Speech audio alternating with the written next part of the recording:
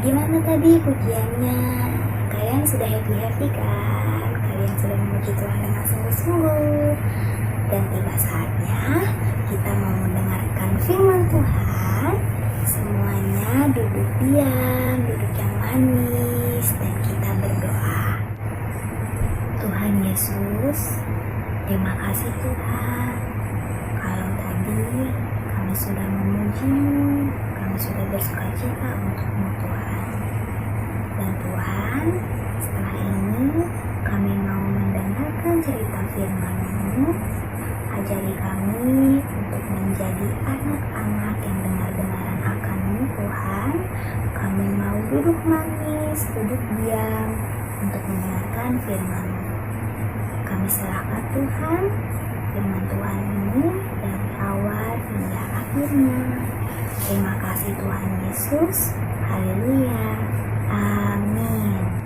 Nah adik-adik, kalian tahu nggak hari ini kita mau cerita apa? Pastinya cerita yang seru-seru dong. Kita akan menceritakan seorang tokoh Alkitab. Tapi adik-adik, sebelum ini adik-adik harus dengar baik-baik ya. Karena nanti ada suara.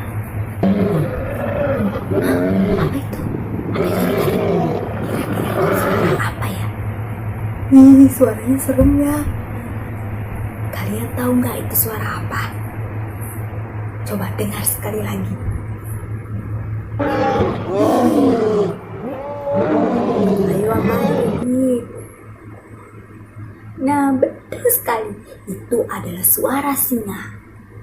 Nah adik-adik, kalian pasti tahu yang berhubungan dengan singa ini siapa? Ayo, tokoh Alkitab siapa yang mau Kak Putri ceritain? Siapa? Ya betul sekali, Daniel di Gua Singa. Yuk adik-adik, kita simak ceritanya sama-sama. Duduk manis, diam, mendengarkan ceritanya. Oke adik-adik, check it out.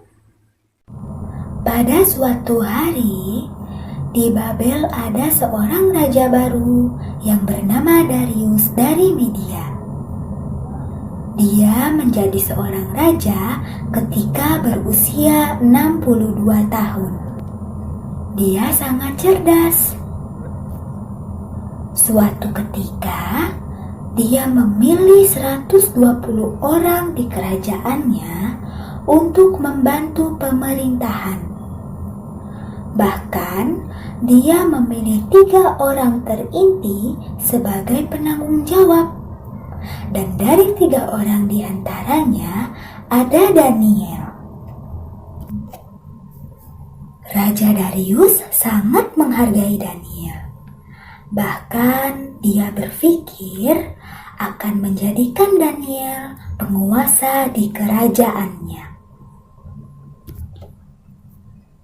Namun, pemimpin yang lain cemburu dan iri hati kepada Daniel. Sehingga mereka merencanakan sesuatu hal kepada Daniel, yaitu mencari kesalahan atau keburukan Daniel agar Daniel bermasalah dengan raja. Saat itulah pemimpin yang cemburu dan iri hati itu melakukan rencananya. Dia mencari kesalahan ataupun keburukan Daniel.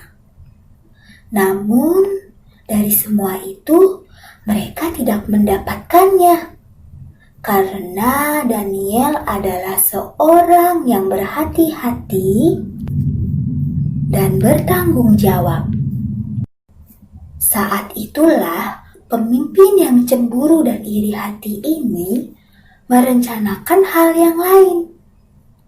Dan mereka mengetahui apa yang menjadi inti dari Daniel ini, yaitu tidak seorang pun yang dapat menolaknya ketika dia berdoa menyembah kepada Allah.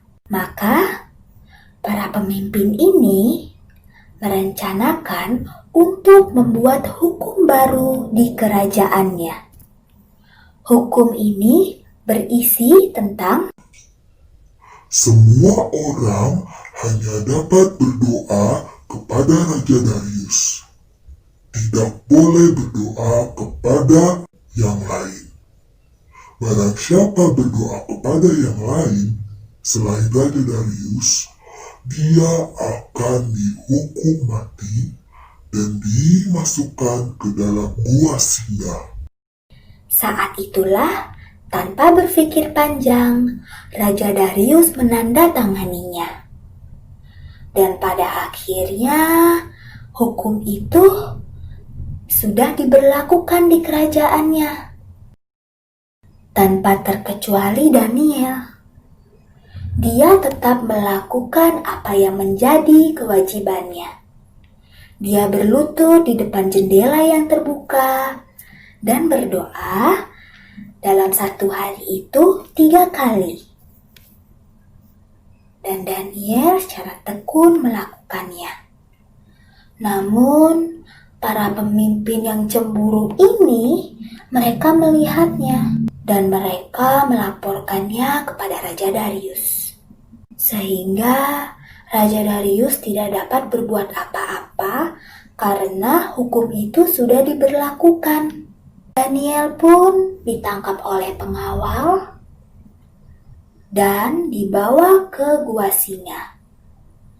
Lalu dimasukkan ke dalam gua singa itu. Namun, sebelum Daniel dimasukkan ke dalam gua singa, Raja Darius berkata kepadanya, Daniel, Allahmu yang kau sembah dengan tekun itu akan melepaskanmu. Raja Darius tidak dapat tidur semalaman, bahkan dia berpuasa semalaman itu. Keesokan harinya, subuh-subuh benar, dia menghampiri Daniel di gua singa itu. Dan Raja Darius berteriak dengan sayunya, Daniel, apakah Allah yang kau sembah itu dengan tekun telah melepaskanmu? Namun, Raja Darius tidak mengharapkan jawabannya. Tiba-tiba, Daniel menjawab, Ya Rajaku, Allahku telah menolongku dan mengirimkan malaikatnya kepadaku. Dia menutup mulut singa-singa ini sehingga singa-singa ini tidak dapat menyakitiku.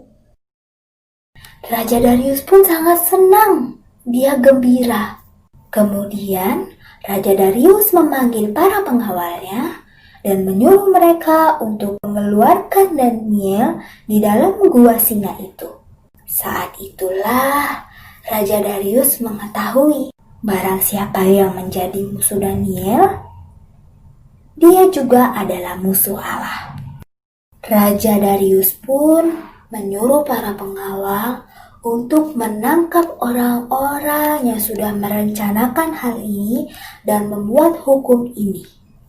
Sehingga para pemimpin yang cemburu ini, mereka dihukum oleh Raja Darius. Mereka semua dimasukkan ke dalam gua singa dan singa-singa itu memakannya dengan habis. Raja Darius pun ingin semua orang tahu dan menuliskan surat kalau Daniel, pelayannya yang setia ini, telah selamat dari gua singa itu. Daniel diselamatkan oleh Allah. Bahkan Raja Darius ingin semua orang di kerajaannya menyembah Allah yang hidup, berdoa kepada Allah yang hidup. Sehingga dari situlah Raja Darius mengembalikan kehormatan Daniel. Bagaimana adik-adik dengan ceritanya? Seru nggak? Semoga seru ya adik-adik. Di sini Kak Putri pengen memberikan penjelasan tentang cerita Daniel di Gua Singa. yang dimana Tuhan Yesus ingin kita semua tahu, ingin anak-anak Tuhan tahu kalau Tuhan Yesus selalu sayang kepada kita semua, sayang kepada kalian, sayang kepada papa mama kalian, sayang kepada kakak dan adik kalian, sayang semuanya pokoknya. Bahkan Tuhan Yesus peduli kepada kita yang mungkin sedang sedih, sedang kesal, atau sedang bete. Tapi Tuhan Yesus yang akan menghibur kita adik-adik. Jangan pernah takut ya adik-adik. Karena Tuhan Yesus sudah datang ke dunia. Dia menyelamatkan semua manusia, termasuk menyelamatkan kita semua adik-adik dari dosa-dosa. Tuhan menebusnya. Nah adik-adik, itu merupakan tanda kasih sayang Tuhan yang luar biasa untuk kita semua. Karena itu adik-adik, mari kita belajar seperti Daniel, menjadi hamba Tuhan yang setia, yang taat kepadanya, dengar-dengaran akan Tuhan. Oke adik-adik, semoga adik-adik terberkati ya dengan firman Tuhannya. Yuk adik-adik, kita bersatu dalam doa. Kita mau menutup sekolah minggu hari ini. Lipat tangannya, tutup matanya. Tuhan Yesus, terima kasih kalau hari ini Tuhan berserta kami, Tuhan bersama kami. Terima kasih Tuhan untuk pujian penyembahan-Mu hari ini. Terima kasih untuk kebenaran firman Tuhan-Mu Tuhan. Ajari kami Tuhan menjadi anak-anak yang selalu taat kepada Tuhan, yang sayang pada Tuhan, yang setia kepada Tuhan. Biarlah Tuhan kami menjadi anak-anak yang bertumbuh takut akan Tuhan. Dan saatnya Tuhan kami akan mengakhiri sekolah minggu ini. Biar Engkau berkati kami semua ya Tuhan dalam kehidupan kami setiap hari.